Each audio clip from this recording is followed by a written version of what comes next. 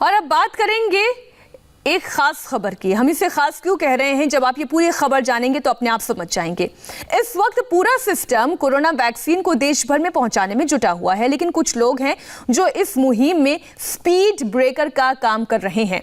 वो अपनी सियासत चमकाने के चक्कर में वैक्सीन का रास्ता रोकने से भी परहेज नहीं कर रहे हैं। कल पश्चिम बंगाल से ऐसी ही एक तस्वीर आई जिसे देखकर आपको हैरानी होगी।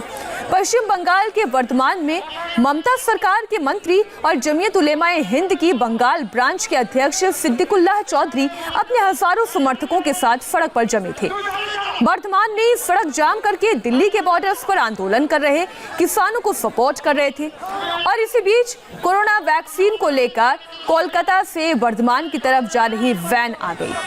पुलिस की गाड़ियां रेफ्रिजरेटेड वैन के साथ थी। पुलिस ने सायरन भी बजाया, लेकिन ममता सरकार के मंत्री के समर्थक टस से मस नहीं हुए। काफी देर तक वैक्सीन को ले जा रही वैन इसी तरह रास्ते में फंसी रही। मंत्री जी कोशिश करने में जुट गए। वो ये समझ गए थे कि उनकी बदनामी हो सकती है, सवाल खड़े हो सकते हैं। मंत्री जी ने कोशिश भी की, लेकिन सपोर्टर्स नहीं हटे। तो वैक्सीन ले जा रही गाड़ी ने ही आखिरकार ड्राइवर ने अपना रास्ता बदल दिया और गांव की सड़कों से होते हुए 25 किलोमीटर अधिक का चक्कर लगाकर वैक्सीन वैन अपने मुकाम तक पहुंची, अपनी मंजिल तक पहुंची। वैक्सीन के वैन का रास्ता रोकने पर सिद्दीकुल्लाह चौधरी को बदनामी का डर सताया तो वो खुद डंडा लेकर गाड़ी से उतरे, बेकाबू समर्थकों पर लाठियां भांजने लगे, लेकिन किसी ने उनकी एक बात नहीं सुनी। रोड जाम और हंगामे ने पूरे देश में बंगाल के जमीयत चीफ की फजीहत करा दी। तब उन्होंने हमारे संवाददाता अनुपम मिश्र से बातचीत में सफाई दी।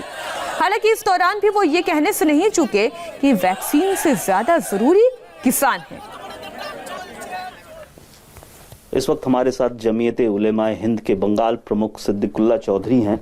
उनसे बात करते हैं। पश्चिम बंगाल सरकार में मंत्री भी हैं। आपकी एक सभा थी वर्धमान के गलसी में, तो वहाँ क्या हुआ था? आपको देखा गया हठात लाठी लेकर आप लोगों को समझा रहे हैं, गुस्से में भी हैं आप काफी। देखिए, हम लोगों ने 15 दिन या 18 दिन पहले ये घोषणा दिया था कि कृषि बिल के खिलाफ हम लोग एक एहतजाज पुरअमन तरीके पर करेंगे, डेमोन्स्ट्रेशन करेंगे पीसफुली। प्रोग्राम मॉर्निंग 9:30 बजे शुरू होगा। गलसी के आगे भाषापुल एक जगह है, वहाँ हम लोगों ने चूज किया। तो हम लोगों ने ठीक किया कि भाषापुल के करीब उसके पास एक ईदगाह है, एक वक़फ़ संपत्ति है। तो हम लोगों ने सड़क को छोड़कर वहाँ स्टेज बनाया, यानी ईदगाह की जगह पर। और फिर डिस्ट्रिक्ट कमेटी हम लोग रात को बर्दवान गए, स्पॉट विजिट किया, ठीक किया कि पहले लोग आ जाएं, बातचीत करके समझाएंगे कि ये बिल क्या है, क्यों हम एजिटेशन कर रहे हैं। इसके लिए हम लोग गए, लेकिन मेरे जाने में थोड़ी सी देर हो गई। जाना था 9:30 बजे, हम 10 बजे गए। तो पहले के घोषणा के मुताबिक जो लोग 9:30 बजे आ गए, उनको अंदाजा था कि 9:30 बजे से ब्लॉक करना है। अच्छा। ये मिस कॉन्सेप्ट हो गया। वो भी जमीयत के आदमी। और हम लोगों ने जो सोच विचार करके फैसला किया, स्टेट कमेटी और डिस्ट्रिक्ट के पहले लोग एक जगह आ जाए, हम लोग समझाएंगे एजुकेशन क्यों करना चाहते हैं। लड़ाई तो सड़क से, पुलिस से, ट्रक से नहीं है। हमारे भावना को दिल्ली पहुंचाना है, स्टेट हुकूमत को बताना है। तो हम लोगों ने जो प्रोग्राम शुरू किया, मेरे जाने से पहले कुछ लोग बैठ गए। उसमें भी हमने बाद में रात को भी पता चला, कुछ आसपास के गांव के लोग थे जो बहुत हरदम थे। वो लोग चाहते कि नहीं, हम लोग बैठे रहेंगे, सड़क जाम करेंगे। हमारी बात और हमारा जो निर्देश है उन तक पहुंचानी है। तो फिर हमने स्टेट कमेटी को भेजा कि नहीं, अभी आधा घंटा हम लोग स्पीच चलाएंगे, फिर सब आदमी आ जाएंगे, इकट्ठा बैठेंगे ताकि हमारा कंट्रोल में रहे, जैसे कलकत्ता में करते हैं। इस बीच में जो लोग बैठना चाहते थे वो एक उधर हो गए, यानी सेकंड लेन में, और इस तरफ बर्दवान से पानागढ़ वाले लाइन की तरफ हम लोग थे। तो ये लोग नहीं, ऐसा नहीं, हमारे मिनिस्टर साहब कह रहे हैं एक साथ बैठेंगे। इसी में नौजवान का खून है, तो दोनों में कुछ तकरार हुआ, तो फिर मुझे उतरना पड़ा।